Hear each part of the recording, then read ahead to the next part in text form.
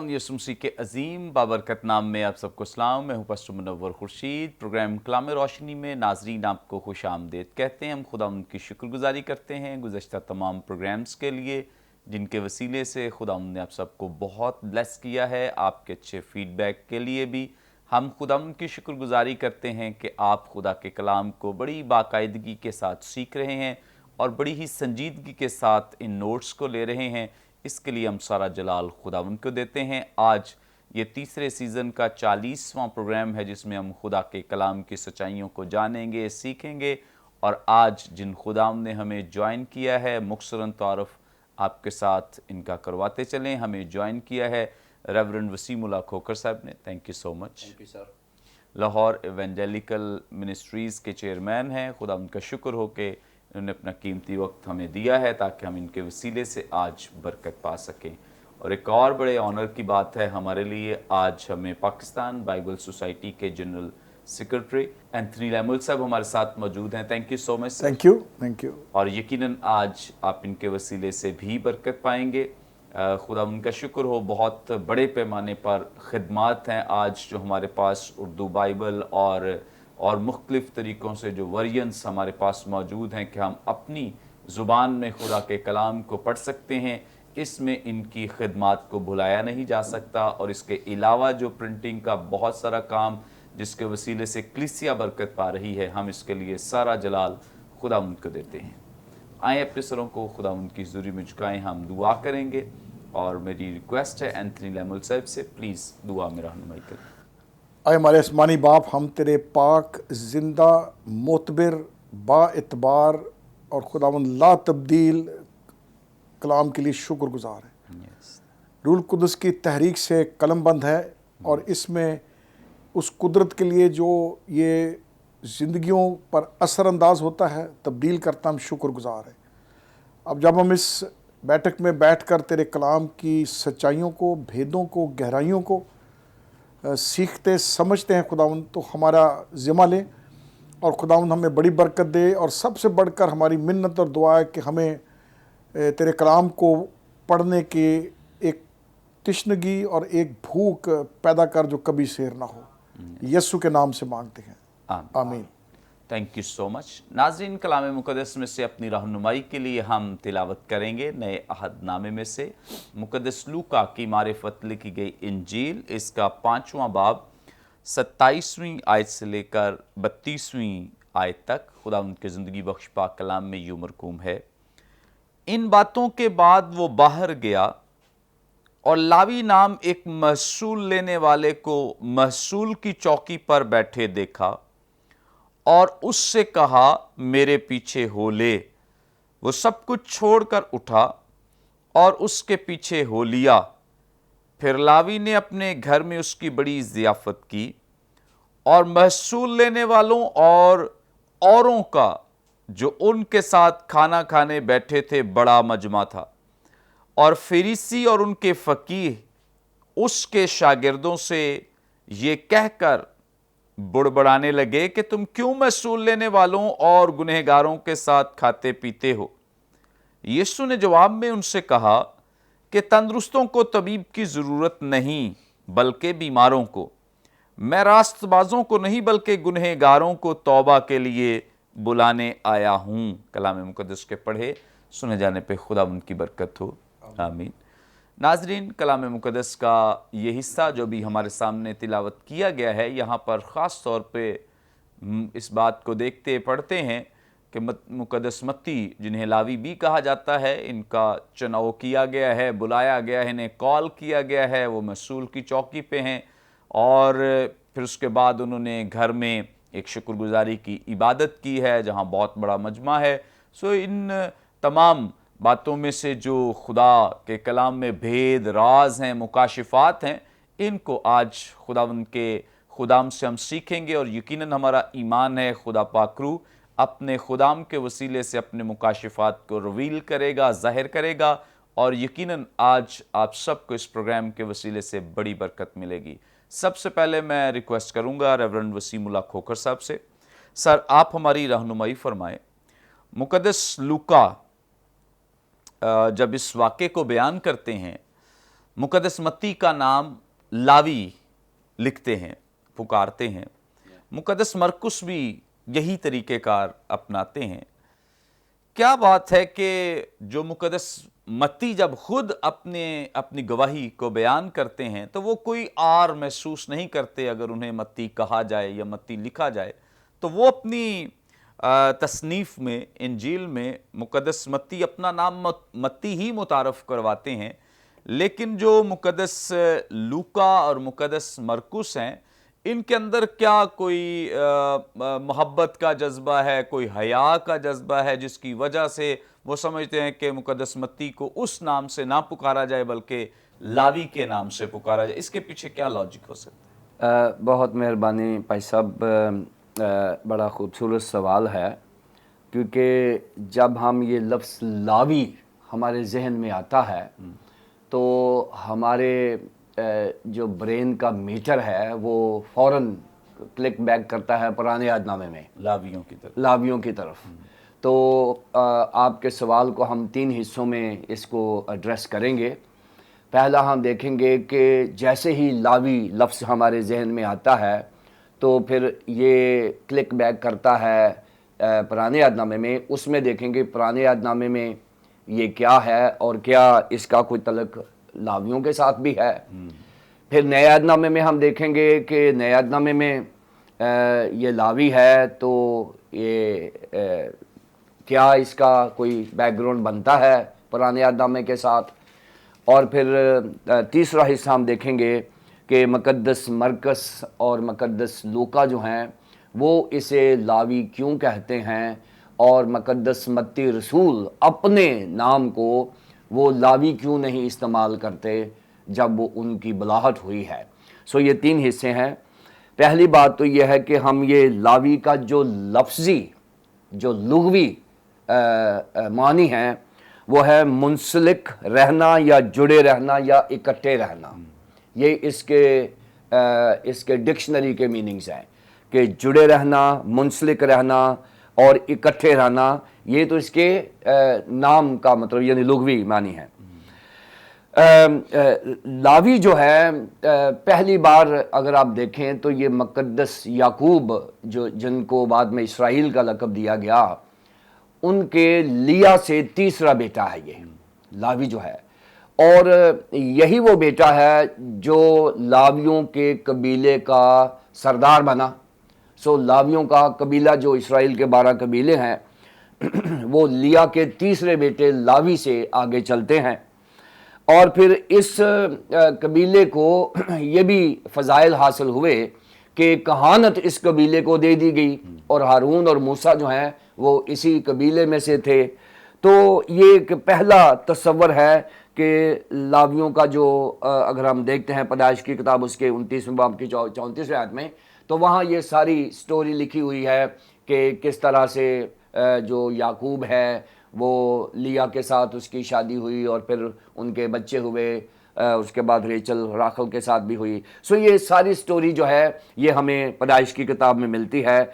सो ये बिल्कुल सेपरेट है। अगर हम ये कहें कि ये जो नए यादनामे में जो मत्ती रसूल को लावी कहा गया है, तो मैं अपने नाजरीन के लिए बताना चाहता हूँ कि लावी जो है ये एक आम फहम नाम था जो कोई भी रखता था, और ज़्यादातर लोग जो यहूदी जो हैं वो अपने इब्रानी नाम को इस्तेमाल करना पसंद करते थे और वो अपना इब्रानी नाम रखते थे। जैसे पौलुस ने साउल रखा हुआ था अपना नाम। इस तरह से ये जो मत्ती रसूल हैं इनका असल जो नाम था, इब्रानी नाम था, वो लावी था। और लावी से मुराद ये नहीं है कि ये कहानत के ज़ुमरे में आते हैं या ये उस कबीले के साथ इनका ताल्लुक है, नहीं। ये आम शख्स था और ये हेरोदीस के साथ मिल के रोमियों के लिए काम करते थे। ये महसूल लिया करते थे वहाँ से। और ये क्योंकि मेरा सवाल आपने ये नहीं किया कि ये क्या करता था, सवाल ये है कि इसको लावी क्यों कहा गया। इसलिए मैं उस डिटेल में नहीं जाऊंगा, क्योंकि ये वैसे जनरली ये यहूदियों की नज़र में ये इंतहाई बुरी नज़र निगाह से देखे जाते थे।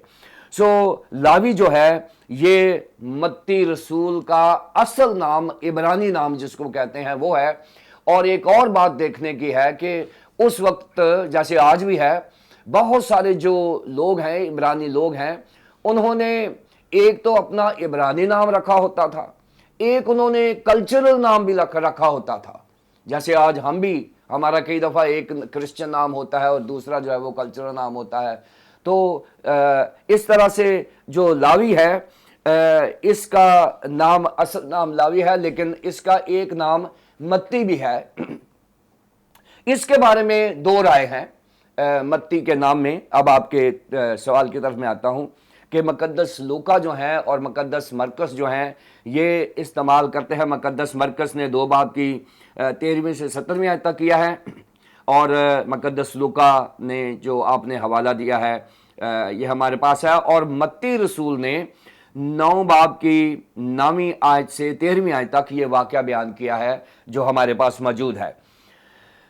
اب یہ بات سمجھنے کی ہے کہ وہ یہ ہے کہ مقدس متی رسول جو لاوی تھے، جب خداوند یسوع مسیح نے اس کو بلایا ہے تو پہلی بات یہ ہے کہ مقدس متی رسول نے اپنی بلاہٹ کے وقت اپنے لاوی نام کو بدل کے متی رکھ لیا تھا۔ ایک تو یہ تصور ہے کہ یہ متی کیسے بنا۔ لاوی کا مطلب ہے منسلک رہنا اور جڑے رہنا، اکٹھے رہنا، جبکہ متی کے نام کا مطلب ہے خدا کی بخشش، گفٹ آف گاڈ۔ اب یہ جو اس کی بلاہٹ ہے، یہ صرف اس کی بلاہٹ ہی نہیں ہے، یہ اس کی لگ رہا ہے کہ اس کی ایکسٹرنل کنورژن ہے، لیکن یہ جو نام ہے، یہ جو متی کا نام ہے، اس سے وہ ثابت یہ کر رہا ہے کہ میری ایکسٹرنل کنورژن نہیں ہے بلکہ انٹرنل کنورژن بھی میری ہو گئی ہے۔ سو یہاں سے ہمیں کلو ملتا ہے کہ جب مقدس لوکا اور مقدس متی جو ہیں وہ اس کا وہ نام استعمال کرتے ہیں جو عام فہم اور سب کو پتا ہے کہ لاوی کون ہے۔ متی ابھی انٹروڈیوس نہیں ہوا، متی ابھی پبلک میں نہیں آیا، لیکن متی جو ہے وہ متی بن چکا ہے لاوی سے، کیونکہ جو لاوی ہے وہ محصول لینے والا، چاہے وہ عبرانی نام ہے، لیکن لاوی کا جو کریکٹر ہے، اس کا جو رویہ ہے، اس کا جو ایٹیٹیوڈ ہے، وہ اس طریقے سے اسٹیبلش ہو گیا ہوا ہے کہ اس کو کوئی بھی اچھی نظر سے نہیں دیکھے گا۔ اب وہ چاہتا ہے کہ نہ صرف میں اپنا کام بدلوں بلکہ میں اپنا نام بھی بدلوں۔ اور یہ بائبل مقدس میں بہت سارے ایسے واقعات ہیں کہ جیسے ہی خدا نے کسی کو چنا ہے، جیسے ابرام ہے اور اس میں ہے ڈال دی ہے، ابراہم اب اس کو کہتے ہیں، اور یہ جو ہے یہ یہوہ کی نمائندگی کرتا ہے، یہ یہوہ کو ریپرزنٹ کرنے کے لیے ہے ڈالی گئی ہے۔ اسی طرح ساری جو ہے اس میں بھی ہے ڈال دی گئی ہے۔ ہے جو ہوتی ہے اس وقت عبرانیوں کے نظر میں جہاں ہے ڈل جاتی تھی وہاں وہ خدا کی موجودگی جو تھی وہاں پائی جاتی تھی، یعنی خدا خود اس نام میں شامل ہو جاتا تھا۔ سو یہاں پر متی جو ہے یہ دوسرا خیال یہ کہ یہ متی خداوند یسوع مسیح نے اس کو نام دیا ہے، ایک یہ بھی خیال ہے۔ اور جو خداوند یسوع مسیح نے نام دیا ہے، اب ناظرین سننے کی بات ہے، جو خداوند یسوع مسیح نے نام دیا ہے وہ اعلیٰ، اتم اور معتبر سمجھا جاتا ہے۔ کیوں؟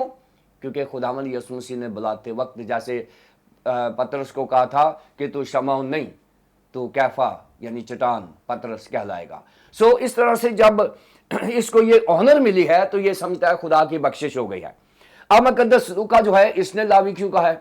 مقدس لوکا کی انجیل کا جو سورس ہے، یعنی اگر آپ دیکھیں اس کو سنیں تو 66% جو مرکز کی انجیل ہے وہ مقدس لوکا میں ہے۔ 66% جو انجیل ہے مرکز کی وہ مقدس لوکا کی انجیل میں ہے، اور متی نے بھی مرکز سے لیا ہے۔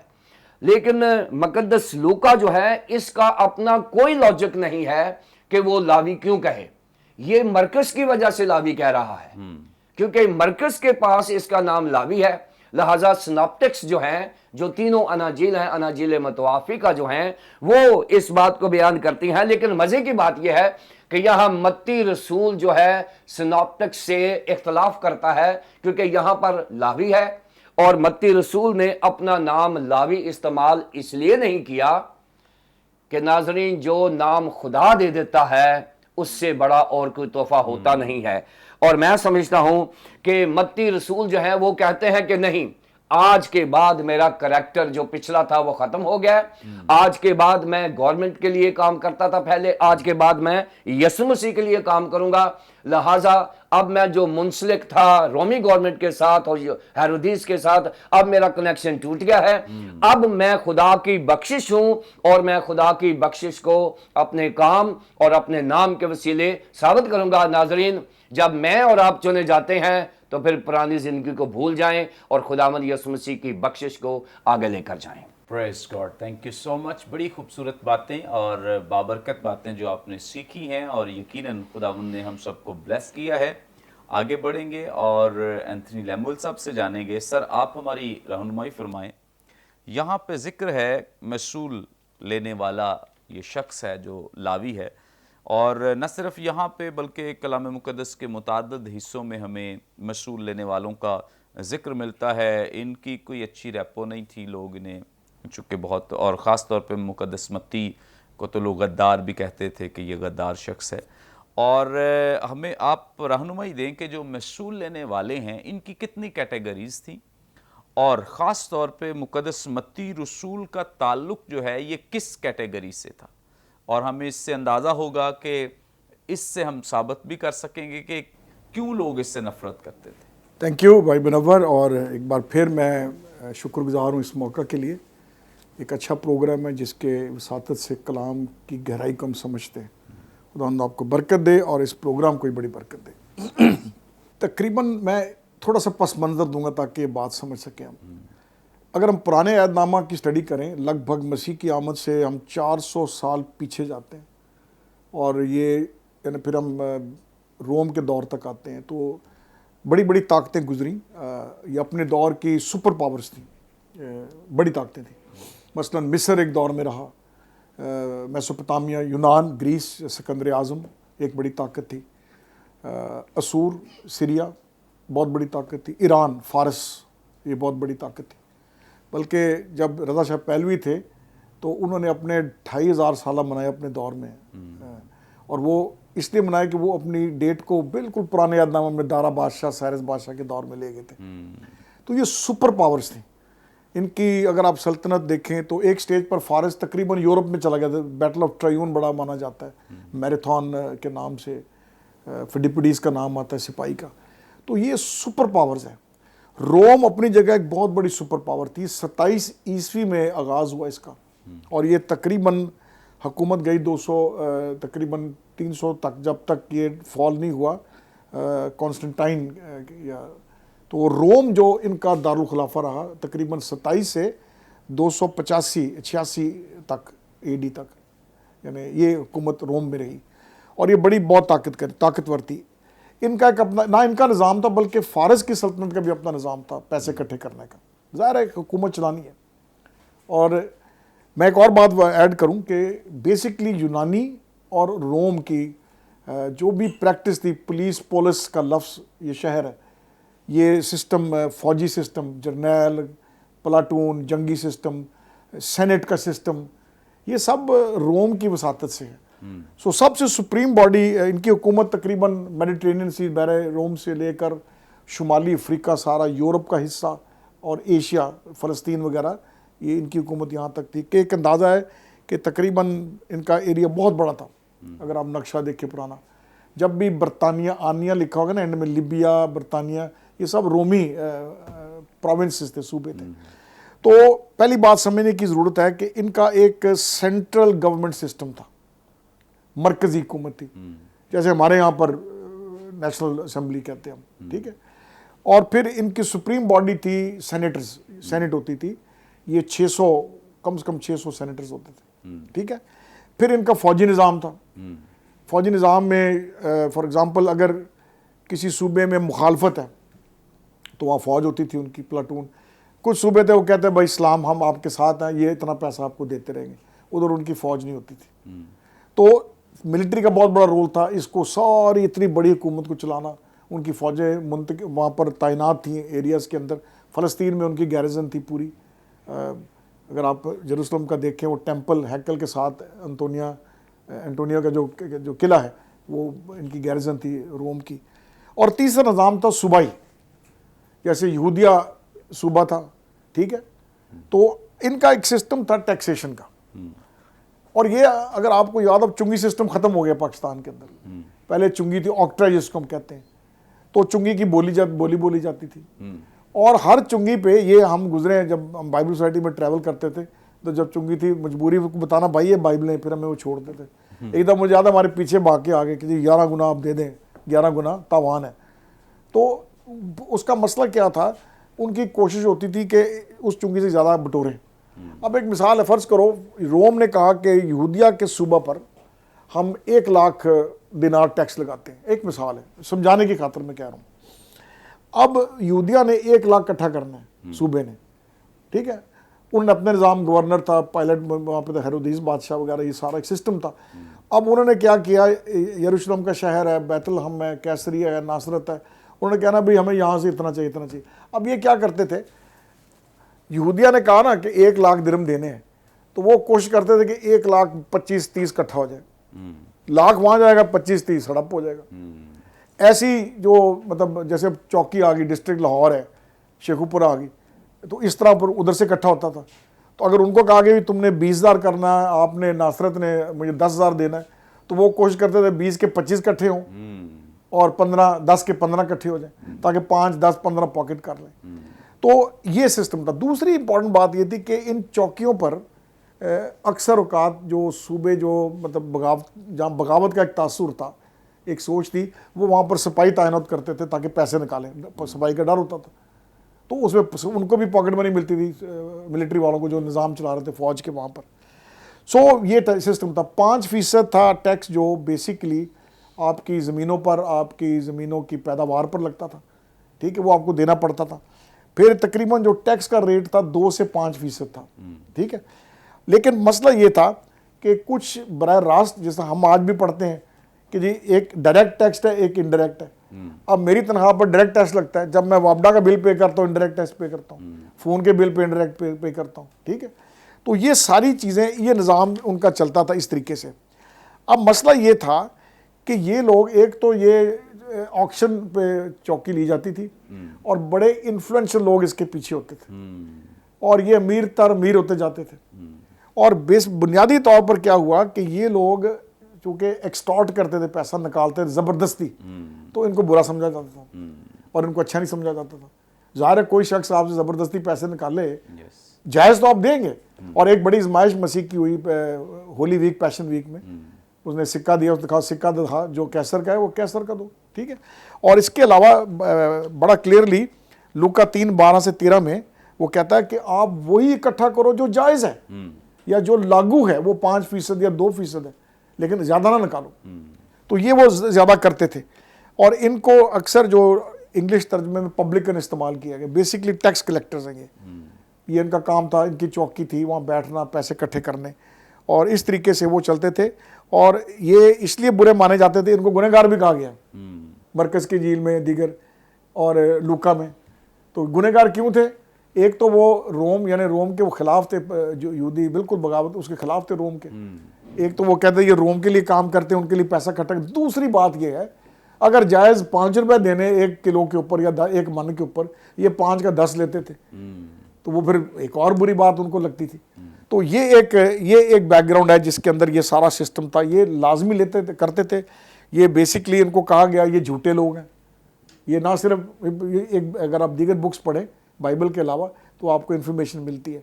तो इनको झूठा भी कहा गया, इनको चीटर्स भी कहा गया, बेईमान, ठीक है, और इनको चोर भी कहा गया। यानी ये चोरी भी करते थे, चीट करते थे, और इसलिए ये मुआशरे में अच्छे लोग नहीं थे, महसूल लेने वाले, क्योंकि इनको पता था यार ये दाल खाते हैं, ये हमारी जेब खाली कराते हैं। तो ये बैकग्राउंड है।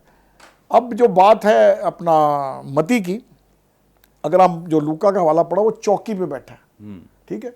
इसमें 2 ख्याल है। एक ख्याल जो उलमा का, ऑफ कोर्स बाइबल क्लियर नहीं है, टेक्स्ट नहीं क्लियर। एक ख्याल है कि, और वो इसलिए ख्याल है कि यानी वो कहते हैं कि शायद ये रिकॉर्ड कीपर था, मुंशी था, वहाँ बैठा था। ऑफ कोर्स कुछ इसको मिलते होंगे, काम का तो नहीं बैठा हुआ था। तो इसका काम था रिकॉर्ड करना। अब देखिए हम पढ़ते हैं मरदमशुमारी कलाम मुकद्दस में, तो ये फैक्ट है मरदमशुमारी की जाती थी। दो रीजंस थे उनके मरदमशुमारी के। एक ये था कि टैक्स सिस्टम को बेहतर किया जाए और ज़्यादा पैसा इकट्ठा किया जाए। अगर ना आबादी बढ़ गई तो उनको पता है टैक्स आना चाहिए। और दूसरा था कि फ़ौज के अंदर भर्ती करें। तो तकरीबन जो 5-7% जवान थे वो फ़ौज में चले जाते थे। तो ये इसके थ्रू मती जो थे, एक ख्याल है कि वो सिर्फ वहाँ पर रिकॉर्ड कीपर थे, महसूल लेने वाले नहीं थे, एक ये ख्याल है। और उसका जो उलमा पॉइंट करते हैं वो कहते हैं इसलिए भी हम उस पर एग्री करते हैं क्योंकि जब मत्ती इंजील को आप पढ़ेंगे तो इसके अंदर आप पढ़ेंगे बड़ा क्लियर रिकॉर्ड है, डिटेल्स हैं इंजील के अंदर, एक्यूरेसी है रिकॉर्ड की, जो लिखा गया इंजील लिखी गई उसमें बड़ा वाज़ेह तौर पर ये चीज़ सामने आती है। तो इसलिए कुछ स्कॉलर्स कहते हैं कि ये वहाँ पर रिकॉर्ड कीपर था, बेसिकली मुंशी था। और एक ख्याल ये, दूसरा ख्याल ऑफ कोर्स यही है कि महसूल लेता था। और फिर वो वाज़ेह है कि जब जिस तरह भाई वसीम ने बताया, जब उन्हें समझ में आ गई उसने अपने महसूल लेने वालों को इकट्ठा कर लिया और ज़ियाफ़त की और तब्दीली आ गई उसके अंदर। तो ये बेसिकली तसव्वुर है, ये सोच है। Thank you so much. बड़ी इन्फॉर्मेटिव बातें जो ख़ास तौर पे हमने एंथनी साहब से सीखी हैं और यकीनन आप सब ने बड़ी बरकत पाई है। और चूँकि मुक़द्दस मत्ती के ताल्लुक़ से यही मारूफ बात थी कि वो लोगों से नाजायज़ पैसा लेते हैं, और जो यहूदी थे वो ख़ास तौर पे इन्हें पसंद नहीं करते थे क्योंकि यहूदी हर उस शख्स को जो इनसे पैसे लेकर रूमियों को देता था उसे गद्दार समझते थे कि ये अपनी कौम के साथ गद्दारी करता है, ये कौम का पैसा चुराता है और अपनी कौम से पैसा लेकर तो रूमियों के हवाले करता है। तो इस एतबार से इनकी जो इस वक्त लोगों के माबैन एक रैपो थी, एक नाम था, बड़ा ख़राब था। लेकिन कैसी हैरानी की बात है कि खुदावंद यीशु मसीह ने जब इन्हें चुना है, इन्हें बुलाया है, तो उस वक्त ये काम कर रहे हैं। आप कितनी भी ख़राब ज़िंदगी क्यों नहीं गुजार रहे हैं, खुदावंद यीशु मसीह आप सबसे बहुत प्यार करते हैं, आपको अजीज़ रखते हैं। और खुदावंद यीशु मसीह आपको बुलाते, कॉल करते हैं ताकि ज़िंदगियाँ तब्दील हों और लोग बरकत पाएँ और निजात हासिल कर सकें। नाज़रीन, यहाँ पे वक्त हुआ है एक ब्रेक का, हम लेंगे एक शॉर्ट ब्रेक। हमारे साथ रहिए, देखते रहिए प्रोग्राम कलाम रोशनी।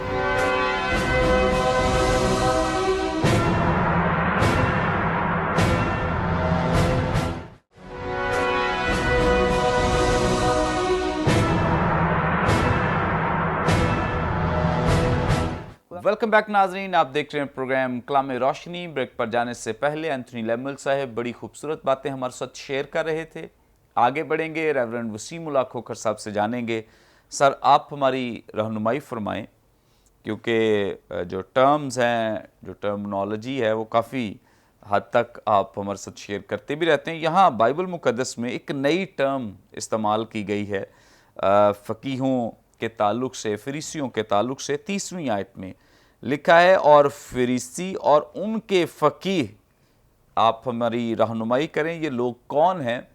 और जब खुदावंद यीशु मसीह मसूल लेने वालों, गुनहगारों के साथ खा पी रहे हैं, तो इन्हें इस बात पे क्या एतराज़ है, क्यों ये आग बगोला हो रहे हैं कि खुदावंद यीशु मसीह या शागिर्द जो हैं ये इन गुनहगारों के साथ खाते पीते हैं। शुक्रिया भाई साहब जी, बहुत अच्छा सवाल है। पिछले जब हमने प्रोग्राम्स किए थे उनमें फ़कीहों और फरीसियों के बारे में बहुत कुछ सीखा था, और अभी एंथनी भाई ने फरीसियों और फ़कीहों से मतलब जो तारीख़ी पस मंज़र है बड़ी खूबसूरती से बयान किया है उन्होंने।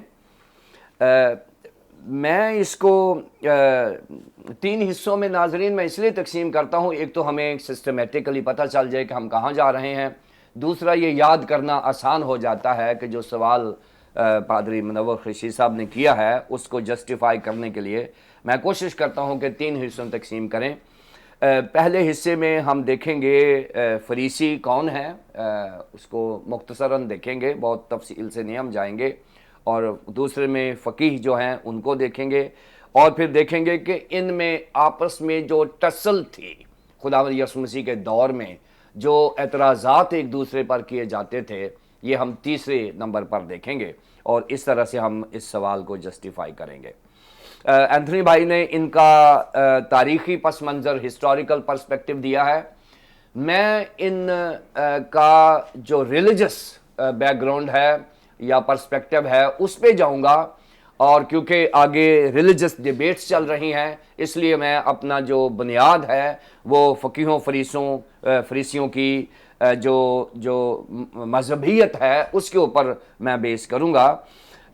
یہ جو فریسی ہیں اس کو ہم پہلے دیکھیں گے۔ یہودیوں میں بیسیکلی 3 بڑے فرقے تھے، فریسی تھے، صدوقی تھے اور اسینی تھے، اور ان کے ایمان میں تھوڑا تھوڑا فرق تھا، لیکن یہ خدائے واحد کو ماننے والے لوگ تھے، سینٹرلائزڈ تھے اور یہ وحدانیت کے قائل تھے۔ لیکن ڈاکٹرائنل جو ان کے ایشوز تھے آپس میں، مثال کے طور پر یہ جو ریزوریکشن ہے، مردوں کی قیامت ہے، صدوقی اس کو نہیں مانتے تھے، اور فرشتوں کی جو موجودگی اس کو بھی نہیں مانتے تھے۔ اسینی بھی تھوڑا تھوڑا فرق کرتے تھے، لیکن اسینی فریسیوں کے زیادہ قریب تھے، صدوقی تھوڑے دور تھے۔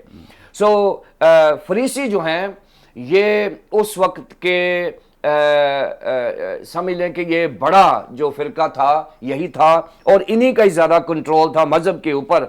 اور یہ کیسے وجود میں آئے؟ خیال یہ کیا جاتا ہے کہ جب یہ انٹرٹیسٹامنٹل پیریڈ تھا، دور بین العہود، اس میں مقابیوں کے ساتھ یہودیوں کی مخالفت ہوئی۔ ہسٹری آپ جانتے ہیں کہ جب مقابیوں نے ہیکل کو پرگندہ کیا اور سور کی قربانی دی، اس کے بعد یہ تقریباً 165 قبل از مسیح یہ ایک یہودیوں کا ایک فرقہ تیار ہوا جنہیں فریسی کہا جانے لگا، اس لیے کہ انہوں نے کہا کہ ہم ہیکل کے تقدس کو اور یہودی مذہب کی جو پاکیزگی ہے اس کو بحال کرنے کے لیے ہم جو اپنے آپ کو علیحدہ کریں گے، اور علیحدہ کرنے کے بعد انہوں نے اپنے آپ کو مخصوصیت انہوں نے ٹھہرائی، یعنی مخصوص ہو گئے۔ انہوں نے کہا کہ جی ہم سوائے شریعت کے ادھر ادھر نہیں جائیں گے۔ 3 بڑی چیزیں تھیں جو یہ کیا کرتے تھے۔ پہلی بات یہ تھی کہ یہ شریعت کی تعمیل کی بجائے شریعت پرستی پر زیادہ زور دینے لگے، کیونکہ شریعت کی تعمیل تو خیر ہر یہودی کی ذمہ داری تھی، لیکن شریعت کی تعمیل کرنا تو بڑی دور کی بات تھی۔ یہ شریعت پرست ہونے لگے، یعنی شریعت کے پیچھے یہ مرانے پر بھی تل جاتے تھے، یہ اتنے وہ ہو گئے تھے، زیادہ اس میں انوالو ہو گئے تھے۔ جیسے وسیم صاحب آج کل بھی کلام پہ عمل کرنے والے کم ہیں، یہ میں بات کرنے لگا ہوں ابھی۔ پھر دوسری بات یہ کہ انہوں نے یہودی روایات کو بڑا فوکس کیا ہوا تھا۔ یہ کہہ رہے تھے ہمارے آباء و اجداد کی روایات ہیں، وہ چاہے تالمود سے ہوں، چاہے وہ مشنا سے ہوں، چاہے وہ جہاں سے بھی ہوں، یہ روایات جو ہیں ان کو کیری آن کرنا، محافظ ان کے بنے ہوئے تھے، اور روایات پر بھی عمل کرنا اور کروانا یہ اپنی ذمہ داری سمجھتے تھے۔ اور تیسری بات یہ ہے کہ یہ شریعت کا زبردستی سے نفاذ کروانا چاہتے تھے کہ ہر یہودی جو ہے وہ شریعت کے نفاذ کے نیچے آئے اور اس کے سارے فیصلے جو ہے وہ شریعت کے مطابق کیے جائیں۔ اور ان کو اس وقت کے لوگوں میں خاصدین بھی کہا جاتا تھا، فریسیوں کو، اور خاصدین کا مطلب ہے خدا کے پیارے اور خدا کے وفادار لوگ۔ ان کی پوزیشن تو بن گئی تھی، اس میں کوئی شک نہیں ہے، کیونکہ لوگوں میں ان کی قدر و قیمت بڑھ گئی، کیونکہ انہوں نے اپنے آپ کو علیحدہ کیا۔ اگر آپ مسیحی تاریخ سے واقف ہیں تو آپ نے سنی بھائی جانتے ہوں گے یہ پیورٹنز نکلے تھے، ان کا بھی یہی تھا کہ پیورٹنز وہ کہتے تھے ہم پیوریفیکیشن کی طرف جائیں گے، ہم بائبل بیسڈ ہوں گے، ہم اپنے آپ کو علیحدہ کر لیں گے، پیورٹنز۔ اور پیورٹنز کو اب جو فائنل شکل مل رہی ہے وہ ایونجیلیکلز کے روپ میں مل رہی ہے۔ آج کے جو ایونجیلیکلز ہیں ان کی روٹس کہیں پیورٹنز میں جا کے ملتی ہیں۔ ایونجیلیکلز بھی بائبل بیسڈ ہیں، بائبل کی تشریح و تفسیر کو زیادہ فوکس کرتے ہیں، جیسے ہم لوگ ہیں کہ نہ صرف بائبل پرستی کریں بلکہ بائبل کو اچھی طرح سمجھیں اور سمجھائیں۔ یہ فریسیوں کی بات تھی جو اکثر ان کو کہا جاتا تھا۔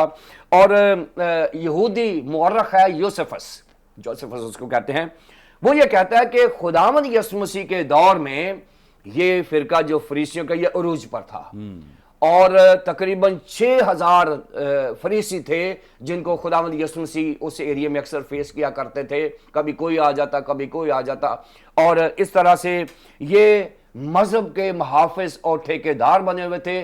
3 चीजें नाज़रीन ने बताई हैं कि ये शरीयत की तामील करने की बजाय शरीयत परस्ती पर ज्यादा जोर देते थे। जैसे आजकल हम बाइबल की इज्जत बड़ी करते हैं, बाइबल को कपड़ों में लपेट के किसी ऊंची जगह पे रख देते हैं, और बाइबल को हम कोशिश करते हैं पढ़े या ना पढ़े, लेकिन बाइबल परस्ती में चले गए हैं। नाजरीन, बाइबल की वर्शिप करना यह बुत परस्ती के बराबर है। बाइबल को पढ़ना जो है ये रूहानी जिंदगी का सबूत है। सो अगर आप बाइबल को सिर्फ इज्जत ही दे रहे हैं, मैं आपको बताऊं, बाइबल की अगर वर्शिप करनी है या इज्जत देनी है तो वो पढ़ने से होगी। जितना ज्यादा बाइबल में करते देखें, बाइबल सोसाइटी ने हमारी जबान में बाइबल दी हुई है, और हम शुक्रगुजार हैं बाइबल सोसाइटी के कि वो बरसों से सदियों से हमारे लिए ये काम कर रहे हैं। सो खुदावंद का शुक्र है कि बाइबल हमारी जबान में, प्लीज इसको पढ़ें। और मैं अक्सर कहता हूं कि बाइबल मुकद्दस से मुतल्लिक, चाहे हम मसीही हैं चाहे हम गैर मसीही हैं, बाइबल मुकद्दस से मुतल्लिक कोई राय कायम कर लेना बगैर पढ़े ये ज्यादती होगी। क्योंकि जब मैं किसी को जानता ही नहीं हूं उसके बारे में मैं कोई ना तो मनफी कमेंट कर सकता हूं ना मुस्बत कर सकता हूं। लिहाजा बाइबल को फ्रेंड बनाएं, अपना साथी बनाएं, फरीसियों की तरह मुश्किलात में ना पड़ें। सो बाइबल परस्ती और फिर रवायात और शरीयत का अनफाज, ये इनका वो था। अब फकीहों की बात करते हैं। जैसे आपने बताया कि उनके फकीह, ये जो फकीह हैं इनके बारे में ये ख्याल किया जाता है कि ये फरीसियों में से ही एक जमात है, ये एक ऑफिस बना दिया गया था। और ऑफिस ये है कि ये वो लोग होंगे, समझ लें कि जैसे चर्च का एक निज़ाम है, एपिस्कोपेलियन जो चर्च है वो बिशप साहबान होते हैं और आगे उनके पासबान होते हैं, फिर उनमें से स्कॉलर्स होते हैं जो ऑर्डेन्ड नहीं होते, लेकिन ऑर्डेन्ड भी हो सकते हैं, लेकिन वो बाइबल की तफसीर और उसकी तशरीह से फेमिलियर होते हैं, और उनके पास ये स्किल्स होती हैं कि वो बाइबल मुकद्दस की तफसीर और तशरीह। और ये वो लोग थे जो फरीसियों में से ही थे, लेकिन ये बाइबल के निचोड़ कर लेते थे, ये बाइबल की तशरीह और तफसीर के बहुत ज़्यादा माहिर गिने जाते थे। और ये जो फिरका है ये जन्म लिया है इसने जब ये बाबल की असीरी से 536 ईस्वी काफमी में ये वापस आए हैं, तो अज़रा और नहमिया ने वो खुद भी तशरीह की, लेकिन उन्होंने कहा कि कोई ऐसा ग्रुप बना दें जो बाइबल की तशरीह और तफसीर किया करे। उस वक्त इनका जन्म हुआ और उसके बाद ये फरीसियों के साथ मिल गई, क्योंकि इनका एक ही बात था। सो ये फरीसियों के ब्लेसिंग्स के नीचे काम करते थे, इसलिए यहां पर कहा गया है। और फरीसियों के फकीह, और फकीह जो थे ये उस शेल्टर में काम करते थे जो फरीसियों का था। सो कभी कभी यीशु मसीह को फकीह भी डील करते थे।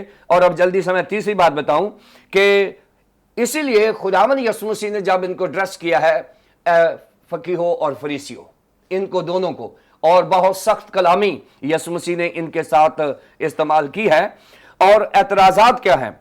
खुदावंद यीशु मसीह के जो एतराज़ात हैं वो कहते हैं कि तुम ज़ाहरी मजहबियत को करते हो, यानी वर्शिप करते हो। और फिर दूसरी बात यह है कि ये बड़े पफ्ड अप लोग थे, बड़े मगरूर किस्म के लोग थे। तीसरी बात कि ये इनके अंदर ऐसे लोगों के लिए नफरत थी जो शरीयत के खिलाफ जाते हैं या जो कोई ऐसा काम करते हैं। ये अपनी रूहानी बरतरी जो है, मजहबी बरतरी का एहसास इनके पास होता था। यीशु मसीह को जो एतराज थे वो ये हैं। लेकिन फकीह और फरीसियों के एतराज क्या है? वो कहते हैं कि यीशु मसीह शरीयत की मुखालफत करता है, और जो शरीयत की मुखालफत करता है वो फरीसी उसको देख नहीं सकते थे, फकीह फरीसी। दूसरी बात, यीशु मसीह ने एक बात की थी कि जो गुनाहगार होता है वो रूहानी बीमार होता है, मुजरिम नहीं होता। फरीसी कहते हैं कि जो गुनाहगार होता है वो मुजरिम होता है, वो उसको बतौर क्रिमिनल अटेंड करते थे। लेकिन यीशु मसीह ने कहा कि जो गुनाहगार है वो बीमार हो सकता है, रूहानी बीमार हो सकता है, मुजरिम नहीं है। यीशु मसीह ने इसलिए मत्ती को बुलाया अपने पीछे, زکئی کے ساتھ بھی ان کے گھر میں جا کے کھانا کھایا، بہت سارے ایسے لوگ ہیں۔ یسوع مسیح نے جب اپنی منسٹری کا آغاز کیا تو اس کا فضل شروع ہوا بدرو گرفتہ لوگوں سے، ٹھیک ہے۔ اگر آپ دیکھیں تو اس نے پہلا معجزہ جو بدرو گرفتہ کا کر دیا تھا، اس کے بعد یسوع مسیح کا فضل آگے بڑھا، کوڑیوں جو زمانے کے رد لوگ تھے جن کو کاہن پسند نہیں کرتے تھے ان کو نکالا ہوا تھا، یسوع مسیح نے کوڑیوں کو درست کیا، اور اب خداوند یسوع مسیح گناہ گاروں پر اپنا فضل جو ہے نچھاور کر رہے ہیں۔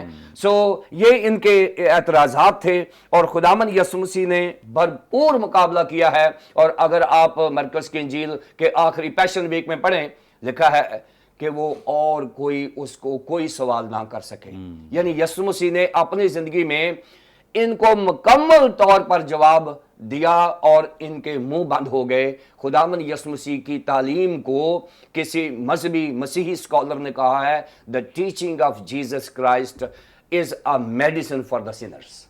تھینک یو سو مچ، بڑی ہی انفارمیٹیو باتیں اور بڑی خوبصورت بابرکت باتیں، یقیناً آپ سب نے بڑی برکت پائی ہے، اور خاص طور پہ فقیہوں فریسیوں کے تعلق سے جو انفارمیشن ملی ہے، اور اس کے بعد جو ان کا گنہگاروں کے ساتھ ایک رویہ ہے، ایٹیٹیوڈ ہے کہ یہ ان کو اچھا نہیں سمجھتے ہیں یا سمجھتے ہیں کہ اب یہ نجات کے حقدار نہیں ہیں۔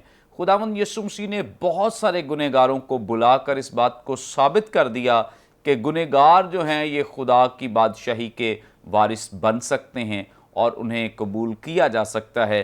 آج بھی خداوند یسوع مسیح کے دروازے اسی طرح سے کھلے ہیں تاکہ وہ لوگ جو گنہگار ہیں، جو نجات سے محروم ہیں، ان کو اس ابدیت کا وارث ٹھہرایا جائے۔ آگے بڑھیں گے اور اینتھنی لیمول صاحب سے جانیں گے۔ سر، آپ ہماری رہنمائی فرمائیں، یہاں 31ویں اور 32ویں دو آیات میں خداوند یسوع مسیح بڑی خوبصورت سٹیٹمنٹس دیتے ہیں کہ تندرستوں کو طبیب کی ضرورت نہیں بلکہ بیماروں کو، میں راست بازوں کو نہیں بلکہ گنہگاروں کو توبہ کے لیے بلانے آیا ہوں۔ اس کی ذرا وضاحت فرما دیں۔ تھینک یو منور بھائی۔ اگر آپ، میں سمجھتا ہوں یہاں پر دو لفظ، دو مختلف ٹرمز ہیں، اس طرح ہیں یہ لفظ ہیں، اٹس ویری انٹرسٹنگ۔ پہلی بات ہے تندرست کے اپوزٹ ہے بیمار، دوسری بات ہے راست باز کے اپوزٹ ہے گناہگار۔ کچھ تھوڑی سی روشنی بھائی وسیم نے ڈالی تو یہ سچ، اگر آپ اس کی تھوڑا سا پہلے سے پڑھیں تو تقریباً 2 معجزوں کا ذکر آتا ہے 5ویں باب میں، پھر یہ واقعہ سٹارٹ ہوتا ہے۔ تو بے شک جب آپ بیمار ہوتے ہیں تو پھر ہی آپ ڈاکٹر کے جاتے ہیں اور پھر آپ اس کا اپنا علاج کراتے ہیں۔ تو ادھر جو جس طرح انہوں نے کہا کہ شریعت پرستی، ٹھیک ہے، دیکھیے یہ کئی بھی آج جو مسٹک ریبائز ہیں، جس میں اکیوا کا نام آتا ہے، بڑے بڑے نام ہیں، یہ آج بھی کہتے ہیں کہ جو شریعت ہے، دا لا جو ہے، جو خدا کی طرف سے ہے، وہ 10 حکم ہے، فل سٹاپ، ٹھیک ہے، یعنی ڈیکالوگ جس کو ہم کہتے ہیں، 10 حکم ہے۔ اس میں ایک مثال دوں، جیسے اب چوری نہ کرنا، اس نے کہا فل سٹاپ چوری نہیں کرنی، کیونکہ آج ایک ٹرم ہم سائیکالوجی میں پڑھتے ہیں سچویشن ایتھکس، کہ جناب ان حالات میں میں مجبور ہو گیا، میری ماں بیمار تھی، مجھے دوائی کے لیے پیسے چاہیے تھے، چوری کر لی، میرے بچے بھوکے مر رہے تھے، میں نے چوری کر لی، اوکے، اس کو ہم سچویشن ایتھکس کہتے ہیں۔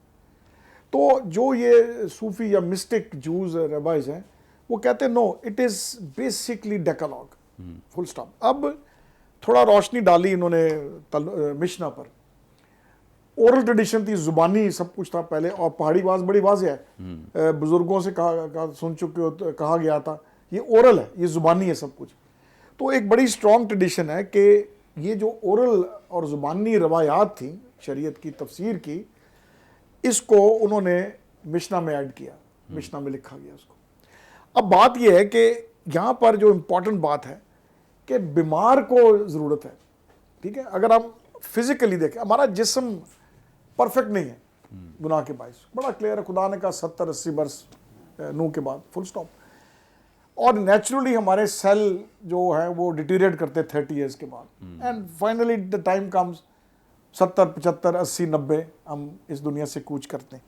3 باتیں ہیں جس سے بیماری ہوتی ہے، ایک تو جراثیم ہے، ٹھیک ہے، بیکٹیریا جس کو ہم کہہ لیں گے، یا جراثیم یا بیکٹیریا، اور تیسری جو بات وائرس ہے، اور آج کل کووڈ-19 کی ہم بڑی بات چیت کرتے ہیں، ٹھیک ہے۔ تو یہ جسمانی طور پر بیماری کا سبب بنتے ہیں۔ اگر ہم بائبل میں جائیں تو گناہ کی بیماری کو بھی ڈیفائن کیا گیا مختلف طریقوں سے، علماء نے بھی کیا ہے. اس میں کیا کہتے ہیں، گریڈ آ جاتی ہے، لالچ ہے، اور نیگیٹو سوچ ہے، ہماری سیلفشنس آ جاتی ہے، لسٹ آ جاتی ہے، شہوت پرستی ہے، مطلب پوری لسٹ ہے، غلطیوں میں بہت کچھ ہمیں ملتا ہے. تو یہ ساری یہ سکنس ہے، جیسے بھائی نے پہلے ذکر کیا، یہ بیماری ہے گناہ کی ہمارے اندر، اور بے شک ہمیں ضرورت ہے کہ ہم اس کو طبیب کی ضرورت ہے. اب آپ دیکھیں یہ صرف یہاں پر نہیں ہے انجیل میں، جب آپ جائیں پیدائش کی کتاب میں جہاں پر سارا یہ سلسلہ سٹارٹ ہوا جس کے باعث دنیا میں گناہ آ گیا نافرمانی کے باعث، آپ جائیں تیسرے باب میں، پیدائش کے تیسرے باب میں جیسے ہی آدم حوا نے نافرمانی کی، وہاں لکھا ہے خدا ٹھنڈے وقت جیسے آتا تو آ گیا، وہ چھپ گئے. بڑا کلیئر ہے بائبل میں، آپ پڑھیں سارا واقعہ بڑا. تو 3 باب کی 13ویں آیت بڑی مزیدار ہے، پڑھیے گا، بڑے دھیان سے پڑھیں اس کو. وہ جب کہتا ہے، خدا پوچھتا ہے بھی کیا، اس نے کہا آدم کا مجھے ہوا نے کہا، اس نے کہا مجھے سانپ نے کیا دیا. تو پھر وہاں پڑھیں وہ کیا کہتا ہے، خدا کہتا ہے یہ تو نے کیا کیا، یہ تو نے کیا کیا.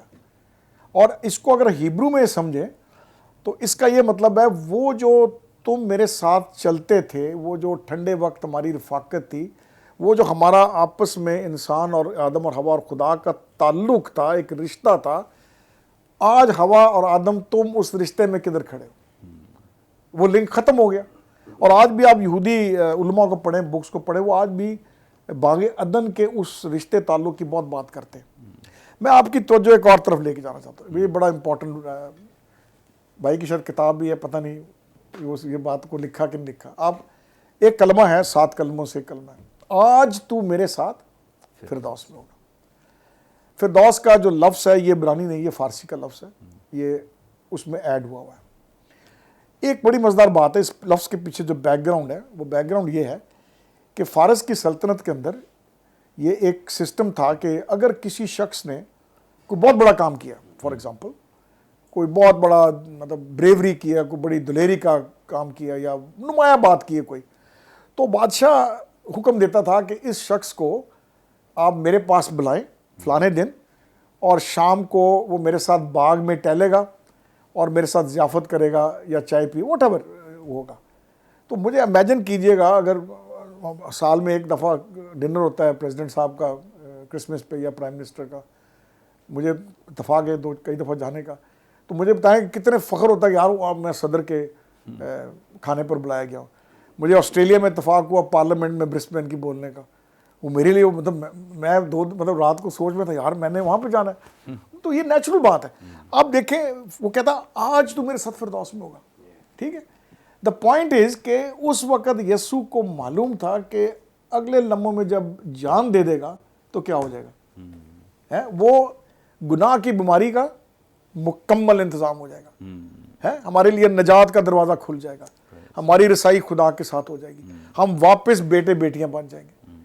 تو یہ تبھی وہ سٹیٹمنٹ ہے. اور آپ انجیل کھول لیں یہ سٹیٹمنٹ کسی جگہ موجود نہیں ہے، جا تیرے گناہ معاف ہوئے، آئندہ گناہ نہ کرنا، جا تیرے ماں نے تجھے چنگا کیا. یہ واحد پوائنٹ ہے جہاں وہ کہتا ہے. اور میں سمجھتا ہوں اس کے پیچھے جو طبیب کے پاس جانا اور ہمیں شفا پانا، اس کے پیچھے خدا کا فضل ہے. میں آپ کی توجہ یوحنا کی انجیل کے پہلے باب کی 17ویں 18ویں آیت پر جاؤں. وہاں لکھا ہے شریعت تو موسیٰ کی معرفت دی گئی، لیکن فضل کس کی طرف سے؟ فضل اور سچائی یسوع کی معرفت ہے. اور یہ سچ ہے. دیکھیں 15 باب میں جائیں، لوکا 15 باب میں 15 باب کی پہلی آیت پڑھیں دھیان سے. وہاں پر وہ گفتگو کر رہے ہیں انہیں فقیوں فریسیوں سے، اور پھر وہ مطلب دوسرے مطلب محصول لینے والوں سے. تو فقی کہتے ہیں یار یہ کیا بندہ ہے، یہ گنہگاروں کے ساتھ اٹھتا بیٹھتا ہے. تو پھر وہاں 3 تمثیلیں ہیں. ایک تمثیل ہے بھیڑ کھونے کی، ایک اور وہ پیچھے جاتا ہے اور 99 کو چھوڑ کر ایک کو لے کے آتا ہے ڈھونڈ کر. پھر وہ سکے کی ہے، یہ شادی پر اپنی طاقت کے مطابق اپنا جو خاوند تھا بیوی کو دیتا تھا، 5 سکے 10 سکے جتنی اس کی وسعت طاقت تھی.